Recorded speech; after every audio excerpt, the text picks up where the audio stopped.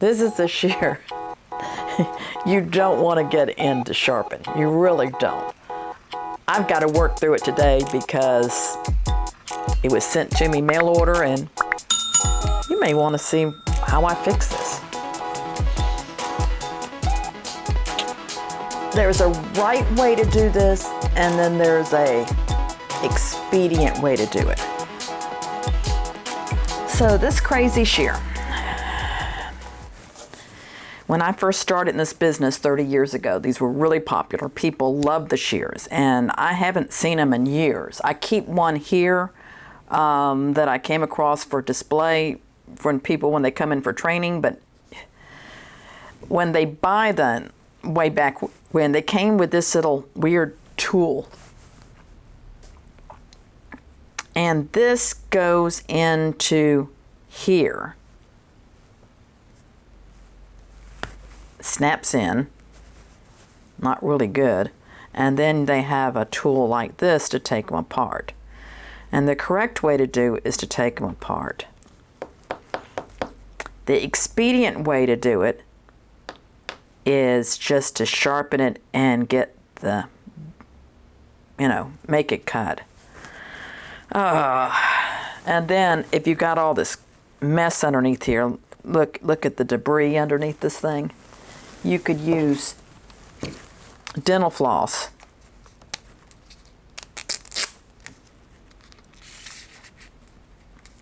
to clean it. See, and get back up underneath here. Because I'd like to do this without piddling with the screw.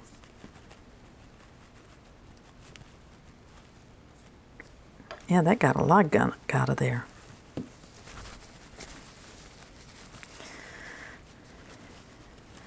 So don't say, this is how Bonnie sharpens all the scissors. You don't want to sharpen shears like Bonnie does.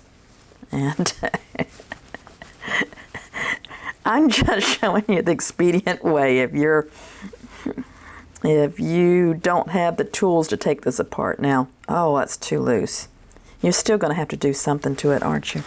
Good. And stick it here. And then put that. Yes.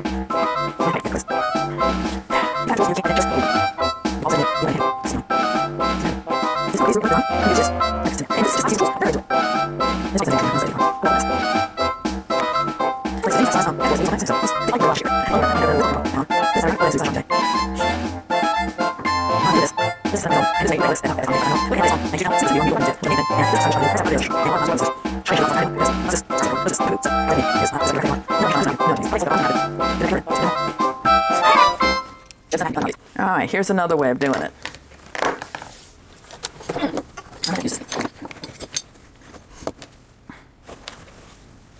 Okay, you go, tool. Find one that fits. Okay, put that in here. Okay.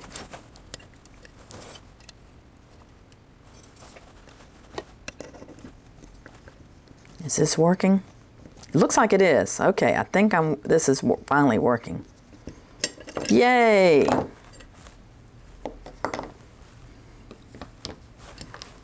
Well, that's another use for my new ride adapter that I didn't know it did.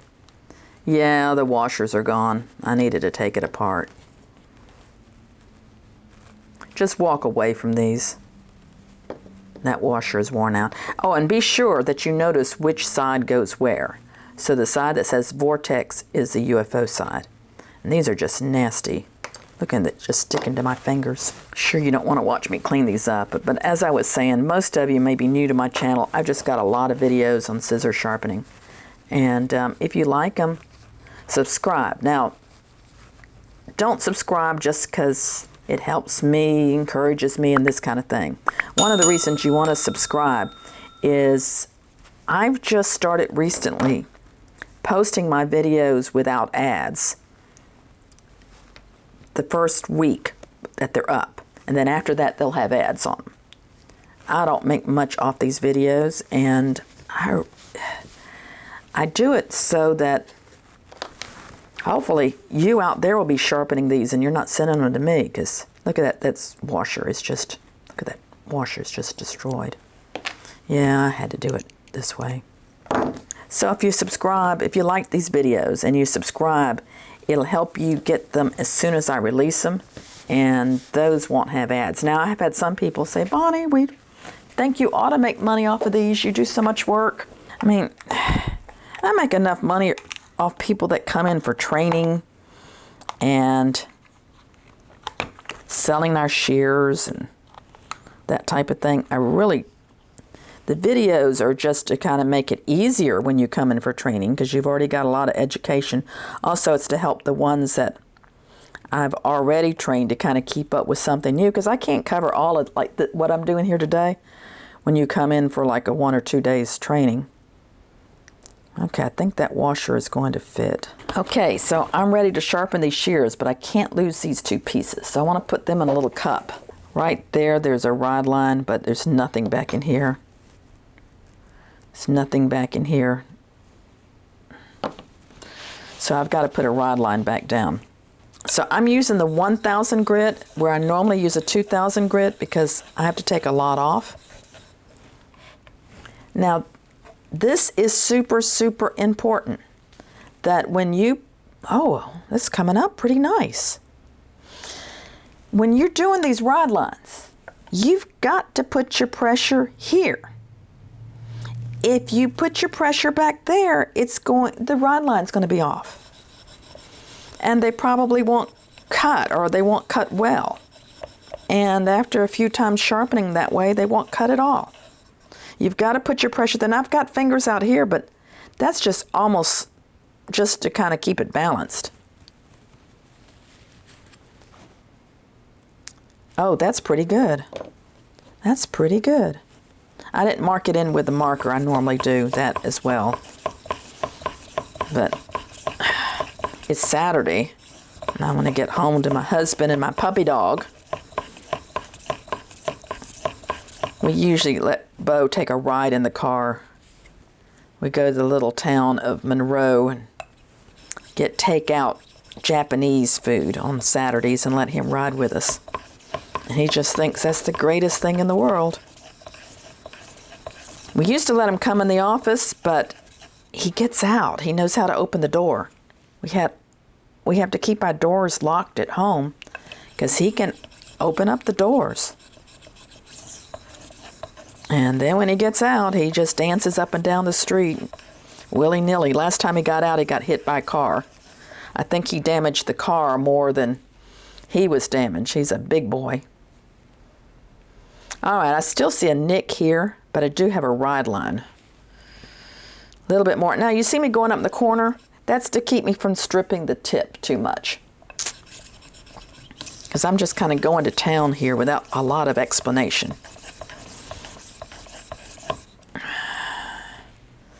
And I'm basically, even though these are difficult shears to sharpen, I'm just following the recipe. Mark's supposed to come in and build some more machines this week. We've been really busy. Turn some light here.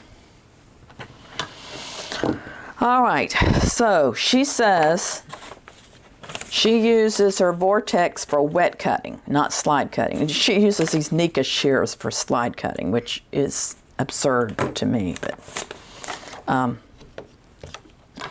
I'll handle them next. I may or may not shoot a video on those. Bonika shears have a story to them. So I need to set my clamp at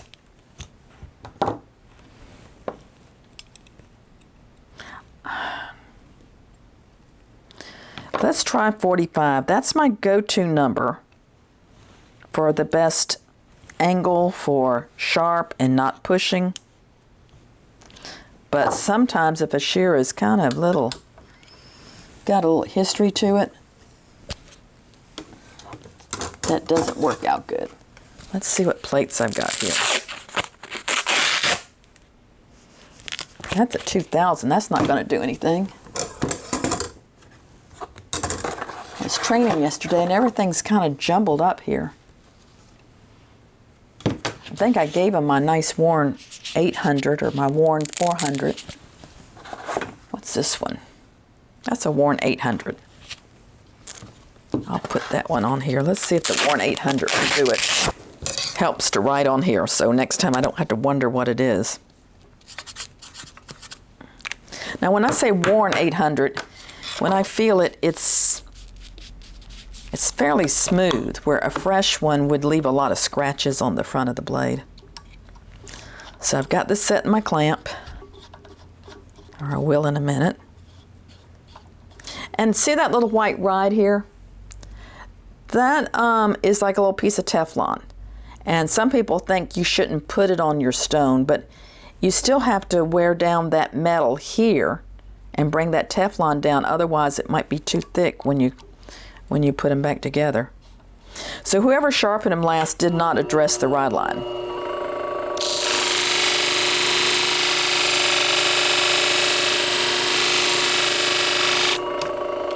Someone asked me yesterday what speed I sharpen. I'm at 50%, which is faster than what I normally do. I'm getting a burr. Why I'm at 50% faster than normal? Because it's Saturday. And the weather is actually beautiful here in the Atlanta area. And I don't suffer from hay fever and pollen, and I would like to get out in the weather.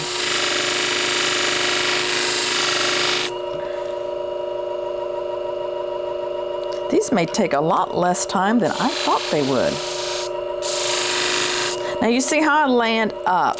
I'm not all the way back. I land up and then I roll to the edge. And I kind of stay at the edge a little bit longer than I do the rolling, because that's where the burr is coming up.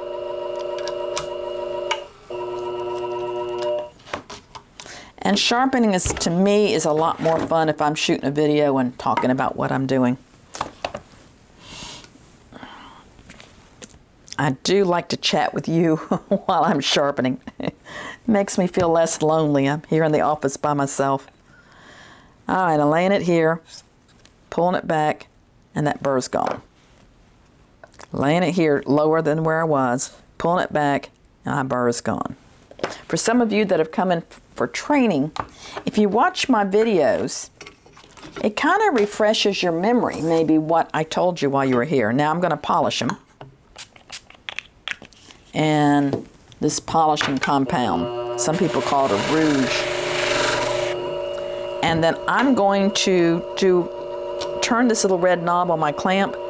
That moves me up a couple of degrees so I don't roll over my sharp edge, but I come up to the edge.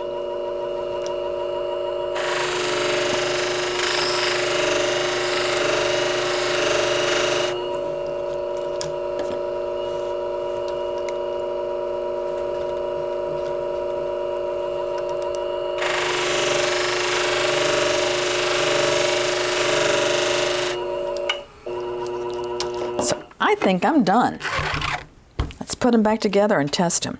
I didn't test them before, or I didn't show you on the video. We did it yesterday when I was training, because we were going through all the shears in here. And believe me, they didn't cut. Well, they cut like here to here. That was it. As I'm wiping them off, not only am I wiping off any of this stuff and cleaning them up, but I'm feeling as I'm going by to see if there's any burrs left, because you can definitely feel it with these microfiber cloths. All right, now the struggle. Let me use my little... Yeah, I'm glad to find another use for this, this brace. It's kind of cool. I like it when I can find other uses for items. Now our washers, when you buy them, they have numbers on them. Like this says 6/45. That means the OD, the outside diameter, is 6 millimeters.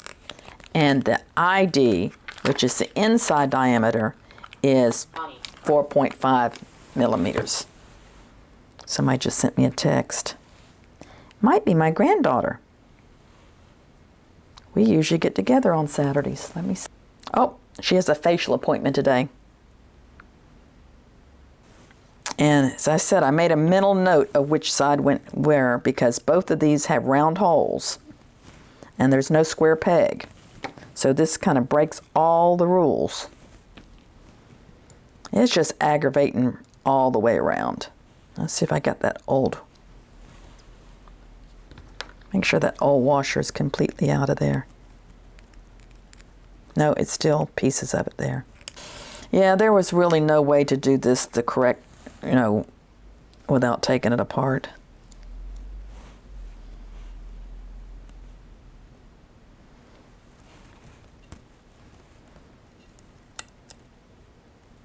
I think that's...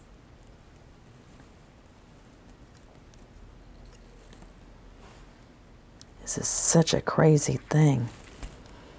Trying to set this down. Okay, I think I got it there.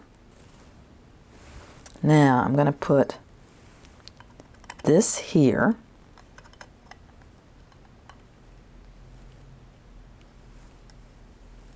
Oh, man. This is so frustrating.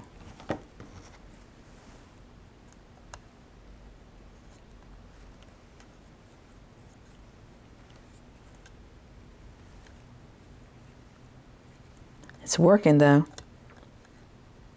Did it slip? It slipped off my little base.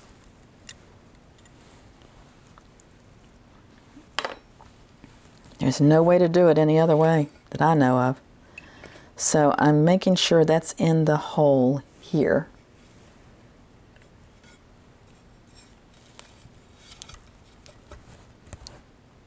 And you definitely don't want to somehow touch the blades and nick them up while you're doing this, because then you've got to start over. Please cut when I'm through. This is too much trouble. It slipped off the base again. Oh, maybe I'm tight enough though.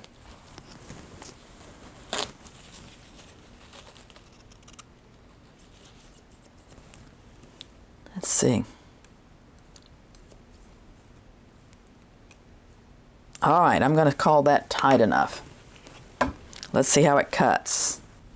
So this, in case you're new to my sharpening, is the really cheap, thin toilet tissue, which is getting harder and harder to find.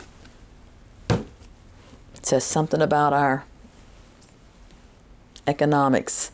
So I want to take my thumb out, least pressure possible, slowly cut, because slow catches things, fast doesn't. That cuts perfect. What this tells me if all the nicks and the burrs are gone.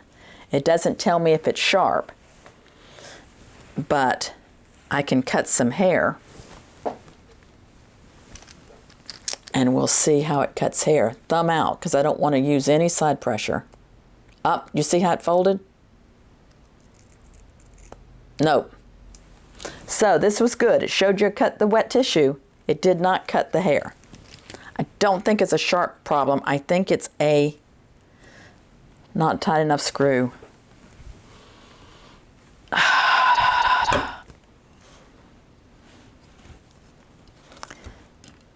Please don't make me take this apart and put another washer in. Some of these shears, you just have to pray over them.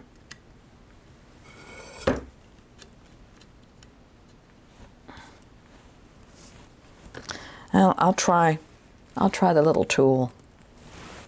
It's a weird little thing. Hate these scissors. Almost impossible to do it unless you've got that tool.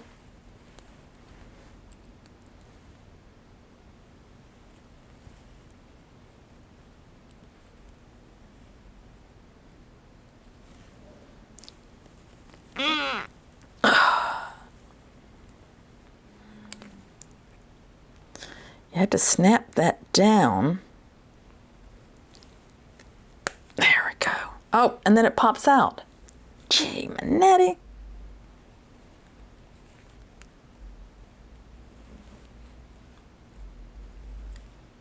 All right, I'm there.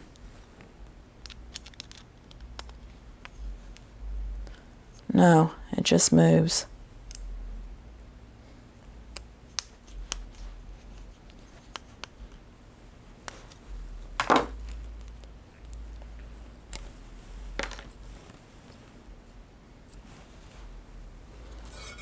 What a struggle. I knew I would have just as much trouble putting them back together as take them apart.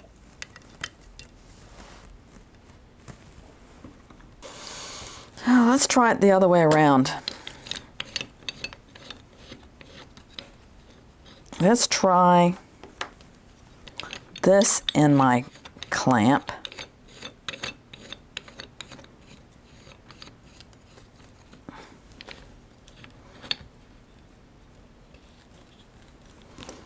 So now I'm here.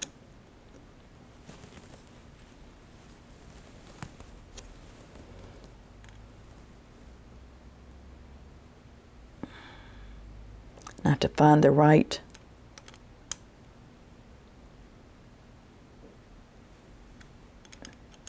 It's turning.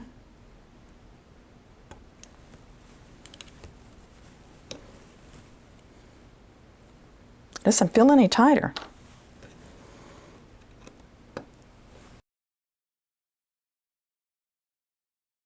Doesn't feel a bit tighter.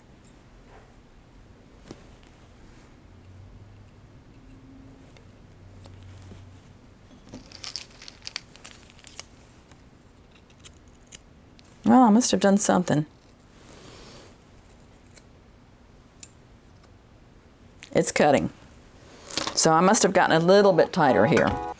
That's the Vortex V500, and I'm going to say it's done.